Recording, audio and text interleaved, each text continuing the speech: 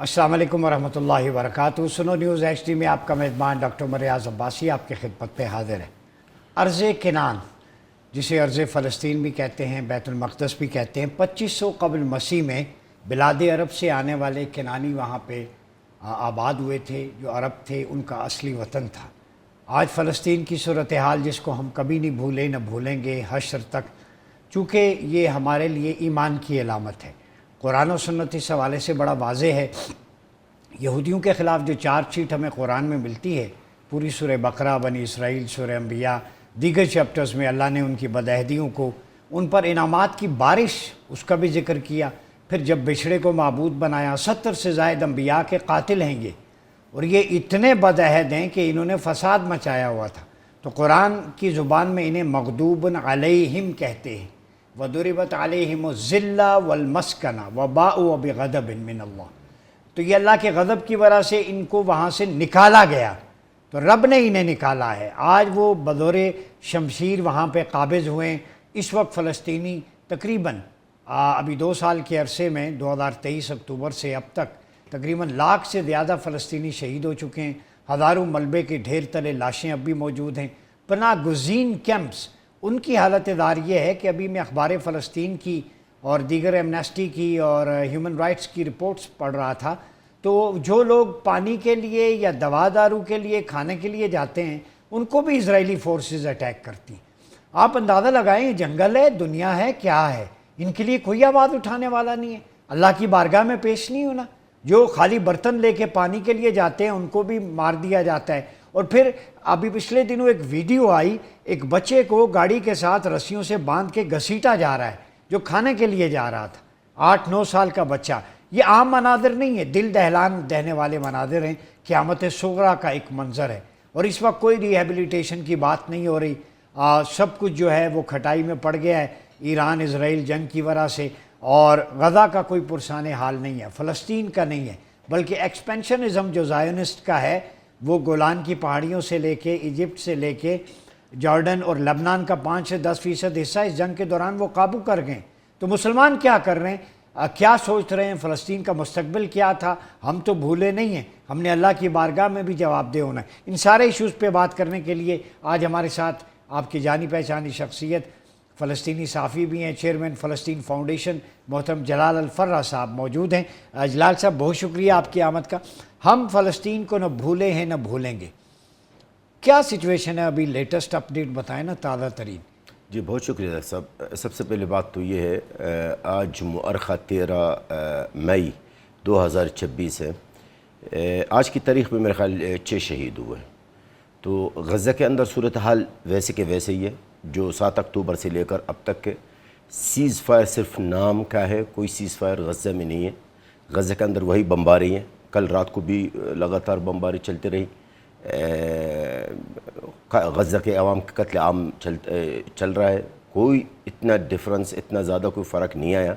बस फ़र्क मीडिया के अंदर है। फ़र्क ये है कि मीडिया जो है वो इस वक्त आजकल इनकी जो फोकस है वो आपको पता है कि ईरान और अमेरिका की जंग के ऊपर है। गज़ा की सूरत हाल एज जैसे अभी आपने फरमाया कि कोई पुरसान हाल नहीं है। भूख, फ्लास, खौफ, बमबारी, कत्ल आम। आपने तो अभी ये भी फरमाया कि एक बच्चे को घसीट के लिए, इससे ज़्यादा भी इसराइल की जुल्म और बर्बरी। अच्छा, एक चीज़ और बता दें इसमें, क्या ये बात दुरुस्त है? कल मैं रिपोर्ट्स, हम तो रिसर्च करके आपका मुकदमे से मुराद है हम अपनी आखिरत बेहतर करने के लिए करें, हमारे भाई हैं। कल मैं रिपोर्ट पढ़ रहा हूँ कि इजरायली फ़ौज जो है वो राड जो है वो नाजुक अज़ा में गुथा रही है कैदियों के, और उनके साथ जिनसी इस्तेसाल किया जा रहा है। उसमें औरतें ही नहीं, बच्चे और मर्द भी शामिल हैं।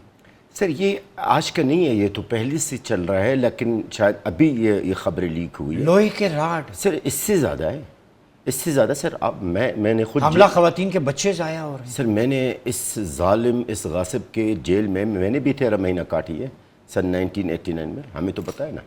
इससे ज़्यादा है। दरअसल बात यह है ना डॉक्टर साहब, जो चीज़ आप लोगों के सामने आए ना उसका आपको पता है। जेल है या कसाब खाना है? सर कसाब खाना क्या है, ये तो आप कसाब खाना लफ्ज़ भी बहुत कम है। स्लॉटर हाउस इसराइल के या इस नाजायज़ रियासत के जो फ़ौजी है, इनकी जो तशद्दुद है कैदियों पर, وہ آپ نے نہ موویز میں دیکھی ہیں، نہ آپ نے گوانٹانامو جیل میں سنی ہوں گے کہ کتنا بھی بیان، جتنا بھی بیان کرو نا کم ہے۔ تشدد قیدیوں پر اس حد تک ہوتا ہے کہ قیدی، میں کیا بتاؤں آپ کو، نہیں بولیں آپ بتائیں۔ نہیں کچھ ایسے الفاظ ہیں جو میرے خیال میں نامناسب ہے، بس وہ آپ کوئی بھی قیدی فلسطینی جب وہ ریلیز ہوتا نا، اگر ریلیز ہوا تو وہ صحیح حالت میں ریلیز نہیں ہوتا ہے، یا پھر بیماری کی حالت میں۔ یہ اسرائیلیوں کا مائنڈ سیٹ کیا ہے؟ یہ نفرت یہ انسان ہیں؟ سر آپ یہی میں عرض یہی کرنا چاہتا ہوں، تو انسان جانور بھی نہیں کرتے۔ سر میں وہی عرض کرنا چاہتا ہوں سر، یہ ان کی نفرت ہے ہمارے مسلمانوں سے۔ میں آپ کے سوال سے ہٹ کر ایک اور کی طرف جانا چاہتا ہوں، میں آج آپ کی اس براڈ کاسٹ میں دیکھیے، اسرائیل کی جو نفرت، اس صہیونی کی جو نفرت ہے، صرف فلسطینیوں سے نہیں ہے، صرف ایران سے نہیں ہے، اسرائیل کو نفرت ہے مسلمانوں سے، اور مسلمانوں کو یہ بات سمجھنا چاہیے، اسرائیل یہ جو ناجائز ریاست، یہ ناسور، یہ مسلمانوں کو نہیں چھوڑیں گے۔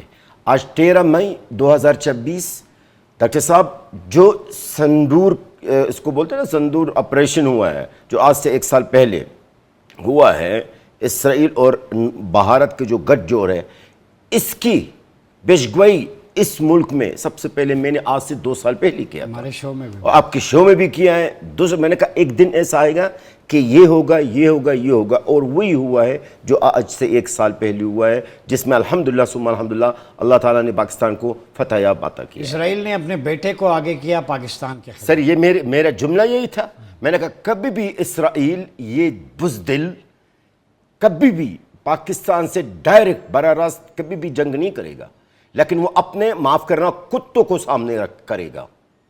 مودی کو سامنے کر دیا، اور بھی کئی لوگوں کو سامنے کرتے ہیں، اور وہی ہوا۔ یہ میں نے بات کب کی ہے؟ آج سے 2 سال پہلے۔ ہاں بالکل، آپ کے شو میں بھی کیے، کوئی اور نیوز چینل جب ہم نے فلسطین فلیگ پہنا ہوا۔ یس، تو وہی ہو نا سر، لیکن ہم تو ایک چھوٹے سے لوگ ہیں، اس لیے کہ ہماری شاید کچھ باتیں جو ہائی لائٹ نہیں ہوتا، لیکن اس کا پیشگوئی یہ، اور آنے والے وقت ابھی آپ نے دیکھا 2 دن پہلے، میرے خیال کل یا پرسوں کی بات ہے، اس خبیث مجرم میرے بچوں کا قاتل نتنیاہو کا الزامات پاکستان کے اوپر کیا ہے کہ پاکستان ہمارے تعلقات امریکہ کے ساتھ خراب کرنے کی کوشش ویڈیو کر آ رہا گئی ہے، ویڈیو ملی تھیلے سے باہر آ گئی، نا؟ میں نے خود دیکھی۔ ہاں تو سر یہ بھی ایک سمجھ لے کہ ایک رستہ کو ہموار کر رہا آنے والا۔ یہ دھمکی ہے۔ خیر میں آپ کو بتاؤں، آپ کو میں پاکستان کی خوشامد نہیں کروں گا، اسرائیل پاکستان کا دشمن ہے، اس میں کوئی شک نہیں ہے، اسرائیل پاکستان کو اپنا دشمن ضرور سمجھتا ہے، لیکن کبھی بھی اسرائیل پاکستان پر براہ راست یعنی ڈائریکٹ حملہ نہیں کرے گا، نہیں ضرورت کرے گا سر، اس میں ہمت ہی نہیں ہے، ان میں ہمت ہی نہیں یار، ان میں ہمت نہیں تھی جب ہمارے ہاتھوں میں گلیل اور پتھر تھے، یہودی ہم سے بھاگ جاتے تھے۔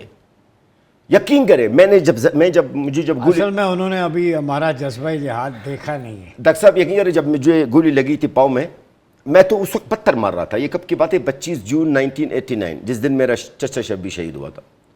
تو ہم جو سامنے اسرائیلی تھے، ان کی گاڑیاں، ان کے اوپر ہم پتھر مارتے تھے، وہ ہم سے بھاگ رہے تھے۔ کس نے فائر کیا ہمارے اوپر؟ مورچہ والے جو اوپر مورچہ پہ بیٹھے۔ تو میرا کہنے کا مقصد آپ کو مثال، یہ بزدل ہے، یہ بزدل ریاست کیا ہے۔ یہ درست ہے کہ 25 کروڑ پاکستانی عوام کا ہر بچہ فتح میزائل ہے؟ سر دیکھیے، ہمارے پاس 25 کروڑ الحمدللہ 25 کروڑ تو سے بھی زیادہ ماشاءاللہ پاکستان ہے، اللہ اور مزید کر لیں، بہت اچھا ہے۔ بس میں سمجھتا ہوں کہ اگر کوئی مسلم ملک محفوظ ہے اسرائیل کی شر سے تو پاکستان ہے۔ وہ کیوں؟ کیونکہ پاکستان نے اچھے وقت میں اپنا آپ کو مضبوط کیا ہے، بنیان و مرصوص میں دکھایا ہے۔ ہمارے بدقسمتی سے عربوں نے اور مسلمانوں نے سارے زندگی انہوں نے گزار دی، کوئی بھی اپنے آپ کو مضبوط نہیں کر سکا۔ وَأَعِدُّوا لَهُمْ مَا اسْتَطَعْتُم مِّن قُوَّةٍ، بالکل پاکستان نے اپنا آپ کو مضبوط کیا ہے۔ آج آپ ماشاءاللہ جس ملک میں آپ بیٹھے ہیں، یہ وہ ملک ہے، واحد ملک اس مسلم ملک ہے جو نیوکلیئر ملک ہے۔ آپ کا فوج، اس فوج کی مثال دیا جاتا ہے۔ میڈیٹر ہم ہیں۔ اچھا ایک بات ہے ڈاکٹر صاحب، یاد آ گیا مجھے، لوگ کہ جب میں فوج کی تعریف کرتا ہوں نا، تو کچھ لوگ سمجھتے کہ میں فوج کے خوشامد کر رہا ہوں۔ تو فوج کو بمبئی دلی نیتن یاہو کی تو نہیں، اللہ کے شعر ہے. سر میں ایک عرض کروں الحمدللہ ثم الحمدللہ، میں پھر دوبارہ رسول اللہ کی بشارتیں آج پھر دوبارہ دہرانا چاہتا ہوں. ایک جملہ ہے آج 13 مئی. یہ فوج کلمے کی پاسبان فوج ہے، بالکل مجھے فخر ہے پاک فوج اسلام کے دفاع کی فوج ہے. میں پاک فوج اور آپ میں ایک جو تانا دے نا، میں ایک جملہ آپ کو بتا دوں. ہماری فوج کا سلوگن ہے، نعرہ ہر کسی کا ہوتا ہے، ایمان تقوی جہاد فی سبیل اللہ. تو ایسے فوجی کو ہم سلوٹ کیوں نہیں ہے سر؟ کیوں نہیں ہے؟ الحمدللہ میرا جو دل ہے، میرا جو ایمان ہے، میرے اندر، میرے سینہ میں اللہ تعالیٰ کا نام ہے، میرے سینہ میں اللہ تعالیٰ کا قرآن ہے. تو اس لیے کہ مجھ پر فرض بنتا پاک فوج کی تعریف کرنے کی. ایسا نہیں ہے کہ مجھے پاک فوج سے کوئی تنخواہ مل رہا ہے یا میں پاک فوج کا مجھے ان کے کوئی خوشامد کرنا. نہیں، فیکٹ از فیکٹ.